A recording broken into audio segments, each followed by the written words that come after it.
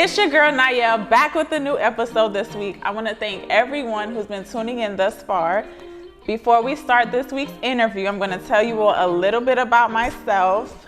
I'm originally from Jamaica, born in Jamaica, raised in Miami. I came here when I was 2 years old. I was legally adopted by my great-grandparents. My great-grandfather, he isn't here anymore. But if it wasn't for these two people, I really wouldn't be here in America today fulfilling my dream. So I just want to thank them for all that they've done for me. As you all can see, I have a very special guest today. Her name is Kenisha. Thank you for coming by today. I really appreciate it. Thank you for having me. How are you doing today? Finding yourself? I'm doing well. Can you tell us a little bit about yourself and where you're from? So I was born and raised in Miami, Florida. I'm 28 years old. I was removed from, I was also in the foster care system and removed from my parents at the age of 4. I aged out at 18, and I have utilized resources that the foster care system offers to go on to college and get a bachelor's degree in social work, a master's degree in public administration, and also fulfilling my dreams of performing services to help others who are encountering the system or just navigating through life and needing advice and things of that nature. So I love to help people. So what was life like for you in a foster home? So the interesting thing about the foster care system is that when you are removed from your parents, you can live in 3 different kinds of placements. These placements are relative care, non-relative care, and licensed care. So I had the privilege, well, not really the privilege, but I lived in all 3 of those kinds of placements. So for me in those homes, it was very strange, like of trying to find my way. Like I know that this wasn't home, even if I didn't know the person or I had a prior relationship with the person. It just wasn't home, and then they would start off a certain way and then they will end a different way. So this is why I lived in 7 homes in 7 homes in 13 years, because they always ended badly. Like something always happened. It never was that happy home. It never was home because of course it wasn't with my mother and father, but it's like you're always on this journey to find that same love that your mother and father would give you. And it's hard to find that. It's hard to find that in other people's homes. And then also when you live with one person for a certain period of time, they have a set of rules. So then when you go live with somebody else, they have different rules. So everything that you learned in this last house, you got to keep adjusting. That's not what they want you doing in their new house. So it was just like different processes, different rules and regulations that you're living under, never having my own room, always having to share rooms with people's kids, noticing how people treat their kids versus how they treat you, living in group homes. So I did live in I lived in 2 group home settings before, and that was, throughout my experience of life, I can compare those homes to jail. I really hated living in those placements where you had timed showers, there were locks on the refrigerator, people come. Limited access to a lot of things. They do limit your access to it. You have a strict eating schedule. People, while you're sleeping, people come in the middle of the night and flash a flashlight in your face. So I have been to jail, so I definitely can make the comparison that those homes was like jail. And then ultimately growing up, living in like that final home of realizing that everybody around you are telling you like you're an adult, and once you turn 18, like this is it. You can go about your business. You are solely responsible for yourself. And nobody have taught you anything. Right. So in that moment, it was like living in all of these homes. It was all about who really cared for me at this point when I'm calling out for help, saying that I'm not ready to be 18 while everybody keep talking to me about adult life, and I'm not ready. So it was just like knowing in that moment you realize like I never been home. I never been home. I never had a place to call home. What was a day like for you in the foster home? because foster homes have their ups and downs, and then you try so hard to adjust to the setting, and then you I've had moments where I've accepted what the home was, but I was like, people thought something was wrong with me. I was like very much a loner in my own world, kind of doing my own thing. So it was like, and then I got to a certain point in homes and where you looking at them like something wrong with them. Yeah, we all looking at each other Right. like something is wrong. And me, I'm thinking about all of the depressed emotions that I'm having due to my situation. But a day for me would be like people saying something wrong with her. She's always by herself. She's never, like, I sucked my thumb, and that was like my comfort. That was my comfort zone. Right. So people picked at me for that. Like, she always have her thumb in her mouth. Like, what's wrong with her?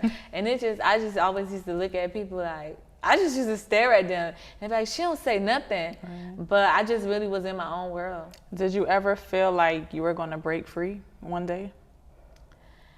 I think I grew to that level, but I was suicidal at a point, and I thought that was going to be my that was going to be my breakthrough of just leaving this world. So to think that I would be who I am today, the thought never crossed my mind. So I just thank God for his grace. But to break free, I had different areas of like breaking free. So one, I was like, I wanted to commit suicide. I really wanted to leave. And watching Lifetime, I was like, I used to like pop pills hoping that I would overdose. But then like when that didn't work out, I wanted to go, I was like, I'm going to the military. So that was going to be my break free. I was like, I'm going to the military. I'm leaving the United States. I don't want to deal with nobody. I felt like I was going to be killing two birds with one stone. I was going to get deployed. I was going to be traveling. I was going to have a job. Like, that didn't happen, huh? this is my 18-year-old mind thinking about this stuff, right? But the funny thing about it was, I was thinking I was going to get away from the United States, but it was the United States of America military. He wasn't really getting away from the military. I mean, from the actual land of America. But that didn't happen either. That's why I'm sitting here before you. But I'm glad you didn't do any of those things, and I'm glad you're still here today. Thank you.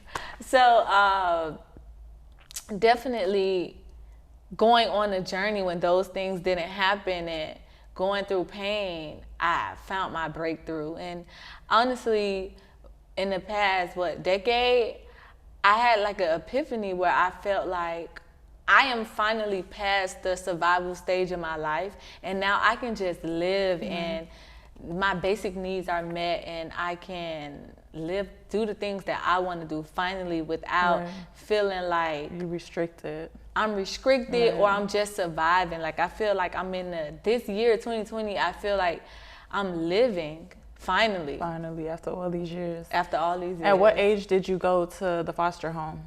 I went into the foster care system at the age of 4, and then I aged out at 18. So what was like, or how has life been for you since you've aged out? Life for me since I've aged out has definitely been a roller coaster. When I first aged out, I was still in the 11th grade, so I still had 1 year of high school to go. So it was about... Wait, don't you age out at 18? You age out at 18, but I was 18 in the 11th grade. So I still had 1 year. I had to finish 11th grade, and then I had to go to senior year to graduate.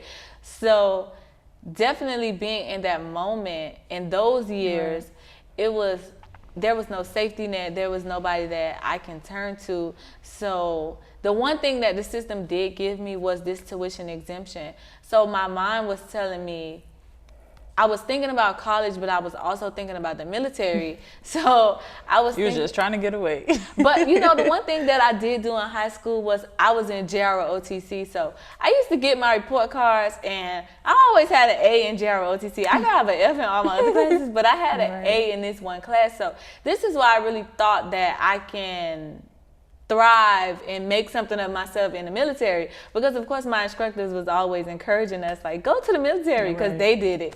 So I thought that was like my one avenue that I could possibly take. So I was thinking, okay, how can I be the best in the military? So if you ever had conversations about it, they'll say if you go to college first and then you go to the military, you have already begun to establish your military career. And then when you go in, you make more money. So I was like, okay, I could go to college for free. I'm going to use this waiver. And when I started college, because I did end up graduating, so when I started college, I got an ROTC. So I was just really on this road. You really wanted to go. I was really going to the military. Like, this is something I was really doing. So through like high school and trying to finish, it was like so hard. Like, where I was at rock bottom during those years of being 18 and still in the 11th grade, and also having to go to so many different high schools and with my own behaviors as a combination. 12th grade was so tough. I was starting school at 5 o'clock in the morning, because I lived in Miami Gardens, but I was going to Miami Central. So I used to have to wake up. That's a little distance. I used to have to wake up 5 o'clock in the morning to get ready for school, to be to school by 7:20. And then I had to go to day school, night school, and I wasn't to make up, and I also had to do virtual school. So Monday through Thursday, I was always in school, and I was already a year behind. So I was like, I cannot be in school like 2 more years. I'm already 19. So for me to graduate that school year, it was just not having no money throughout the day. I'm eating school lunch, school breakfast. And then I knew people that kind of lived in a walking distance from the school. So, you know, in night school, you have the first session and then you have the second session. So during that little break, sometimes I would go get a peanut butter jelly sandwich from a friend's house. But it was just going through school being so hungry. So those years was like so tough. And I feel like those were moments that made me really see my strength. So even in that moment, I thought, wow, you can take all these classes in one day. You can go to college. So I was like, okay, I can do this. And if I just get on track and do what I'm supposed to do and not fall behind how I did before, then I could possibly do this. Like, this is something what college did you attend? I went to Miami-Dade College. I went to Florida State University, and I went to Florida International University. And what did you study? I studied social work for my bachelor's, and then I got a master's in public administration, and then I also got certificates in human resources, policies, and management. So did you study social work because of what you were going through? I studied social work because of what I went through. So when I was at Miami-Dade College, like at first, I'm telling you, I was going to the military. I was going to leave all this stuff behind. But when I was at Miami-Dade College, I was a hiccup with me utilizing the tuition exemption. So here I was, this student who was trying to use this waiver to get ahead. But because the independent living coordinator didn't explain to me the processes of utilizing this waiver, the second semester of college, I didn't know that I had to submit this paper every semester. I'm thinking you complete the FAFSA once a year. You check the box on the FAFSA that you are a ward of the state, and then they tell you, okay, go turn in your papers. So I'm thinking it's like a 1-year thing when this was a semester thing. So how I was surviving when I first started college was off of the refund check that you get from financial aid, which was, because my tuition was waived, I got the full Pell Grant back. So this was how I was going to take care of my basic needs. So I really was like, this is what you're doing. This is the road that you're doing. So I budgeted my money very well to last me for 4 months. So when that second semester came and I didn't get my money, that was like, I was so devastated, and I was really so frustrated because, you know, at the beginning of the semester, the financial aid line is so long. So you're standing there for hours and hours, and only for me to get there, and then for them to explain to me the process, and then for them not to refund me back my money. I was like, I was so frustrated, and I just really thought that, this is not fair, and the processes really need to change. So in that moment, I changed my mind about going to the military. Went to college instead. No, I changed my major because I had a criminal justice major, and then I was in ROTC. That was the last semester that I did ROTC, and then I changed my major to social work starting the next semester. So do you feel as though the overall journey of you being a foster child made you a better person and a stronger woman today?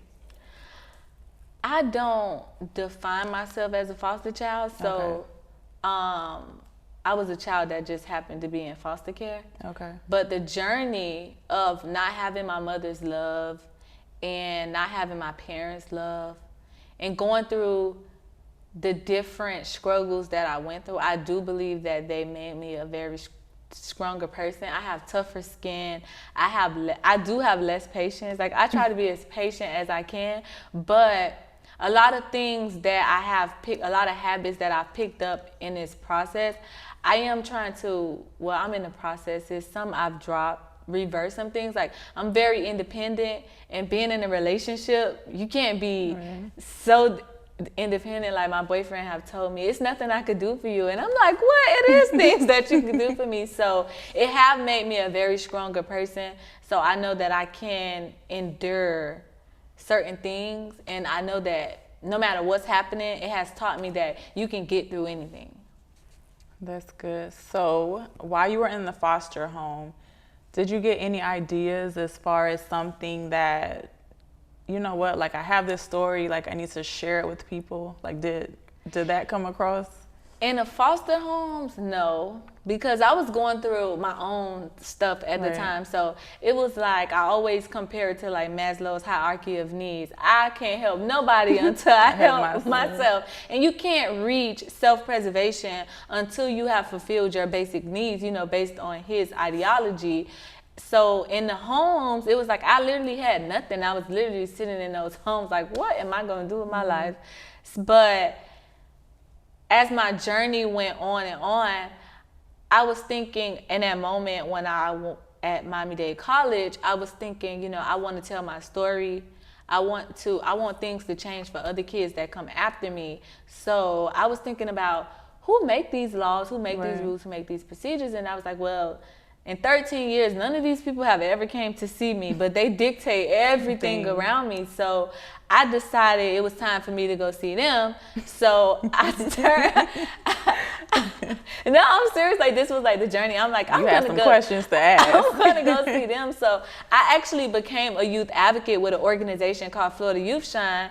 And that was how I started being an advocate and going to Tallahassee, going to different universities, going to different meetings. I was having conversations with so many people, really learning how many people are involved in this process, but being effective overall. So things that happened when I aged out of the foster care system, like when I lived in foster home, when I lived in non-relative, non-licensed foster homes, the person who you live with, they didn't receive money for you. So most people would think that all foster kids are attached with $1.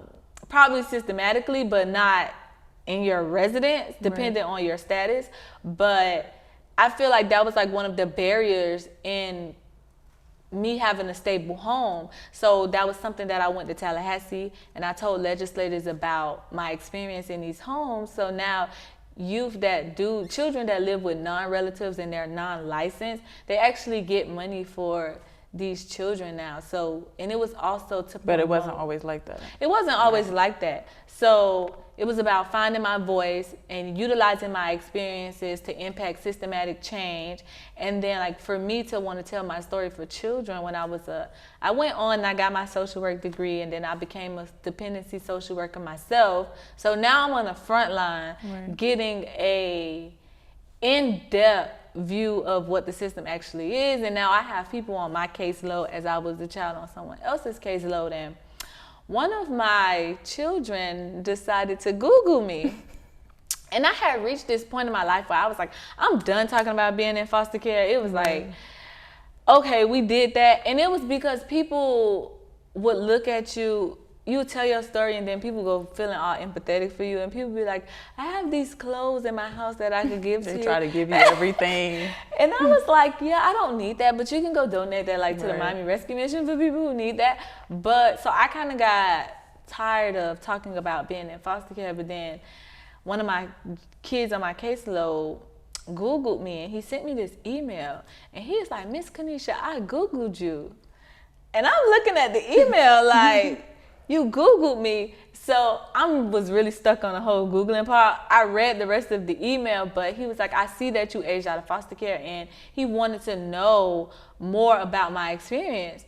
And I was just sitting there in that moment like, Kenisha, this is so selfish of you to keep this story to yourself. Like, people are really like, I was this scared child who was once in this position, and now you have someone who you have been in his life for the past 2 years, taking him to his doctor's appointments, all in his business, and he asking you a question about your business, and you like, don't want to share it with him. So I was like, you know what? But I was trying to find, I had the conversation with him, but because of professional and client boundaries, I couldn't cross certain boundaries. But I was thinking to myself, what is the most effective way can I tell my story? And how did I become this person who can be managing you and your life? So that was definitely that moment where I was like, you know what? I need to tell this story. So for those who don't know, Kenisha is an author, and she has her book called Labeled that is currently out. She's going to tell you a little bit more about it. So my memoir, Labeled Ward of the State, is about my journey through the foster care system from the perspective of a child once in foster care, an advocate, and a professional. I wrote this story to educate the community about the need that the foster care system has and how it operates and how children actually feel. Because people think that, a lot of people ask me, how do you foster a teenager? How do I get involved? And these are questions that people need answers to. And of course, so from my perspective of having all three, how do I best give a message to the world that can be beneficial? Right.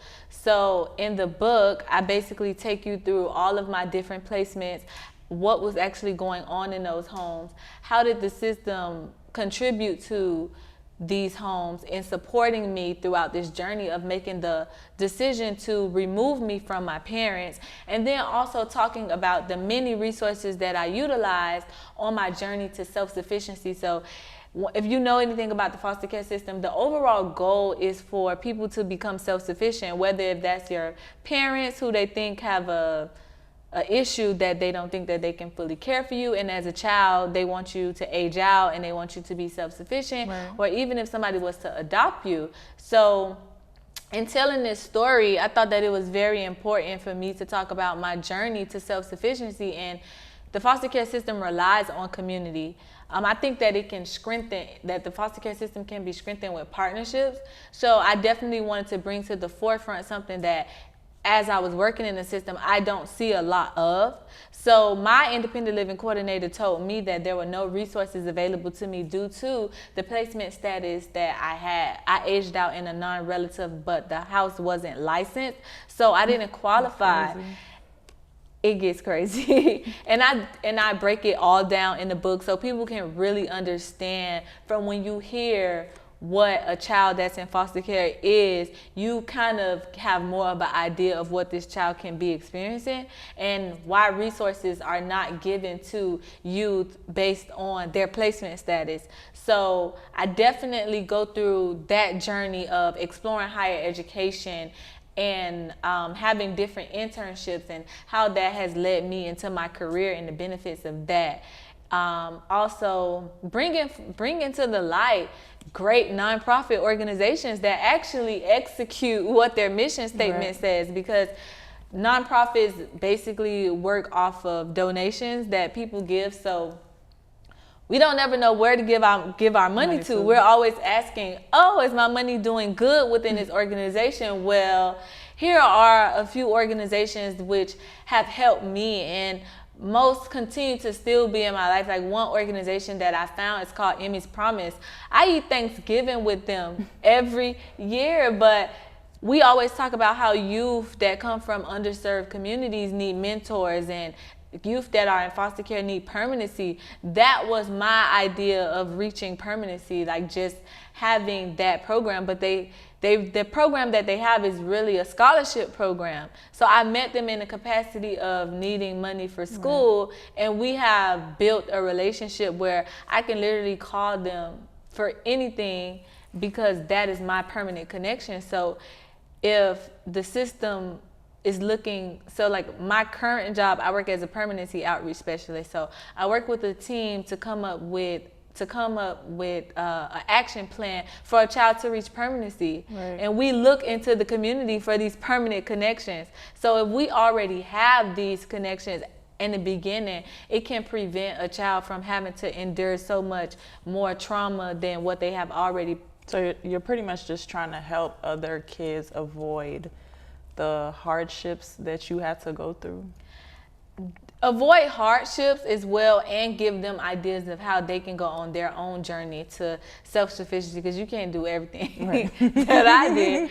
But, just finding your niche, and also just educating people that there is resources out there. It's not that they're not there. You just have to find them. And here are some here are the ones that helped me. So definitely in this book, the feedback that I have gotten about it is that people, they have become educated, inspired to share their own stories.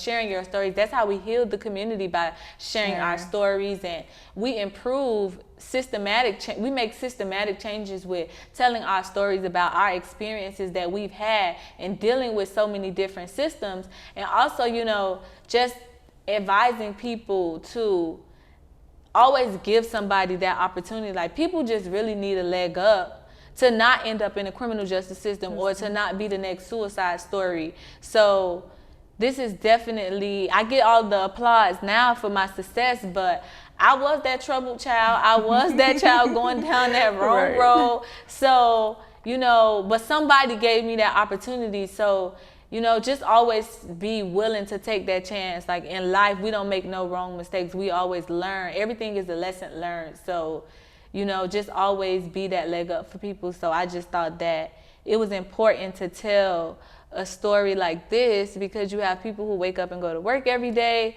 How are you showing up in the world as that professional trying to help people? So it definitely sheds light on a lot of different topics that I know most people can relate to, that they probably never share it with anyone. And also, my healing. How did I heal from going through all of this? My journey through therapy. Have you healed all the way, or you're still processing? I'm going through the process. Okay. I'm going through the process. I am really going through the process as I learn more and read more, and I get wiser and mature. My thinking changes. So I start to look at a lot of different things from different angles, but I'm not hurt anymore. But I'm definitely going through the process and always learning those coping skills to continue to live with this, because this is my life. So it's never going to change. So I just always I'm always looking for new coping skills, and just going on my journey through life to how can I live with this and deal with this and own it, and don't allow it to own me. How long did it take you to write this book? Because it's pretty thick. So the book, I see some books that's thicker than this, but that's way thicker than this. Somebody just gave me a book, and I'm like, okay. But no, throughout college, when did you start? You started in college? I didn't start the actual book in college. This developed into something in like 11 months. But my foundation was, I wrote a lot of scholarship essays while I was in college. Like, I was always on the internet looking for a scholarship essay, and they like, tell me your story. So for me, I was able to see who I was and what I was thinking at different times of my life, and what were my goals, and how did I plan on executing them. And that was my foundation to writing the book. And it was like a very great foundation, because I was able to think about the different policies and things that I wanted to work on. So while I was writing the book, and then I was able to basically utilize those essays as my foundation to starting this story. Can you explain to the audience the publication process for anyone who wants to venture off into being an author? So if you want to be an author, first you have to decide if you want to be a self-published author or if you want to be a traditionally published author, which means that self-publishing, you own everything about your book. You own the rights to your book. You can decide what platforms your book go on. You control the entire creative process.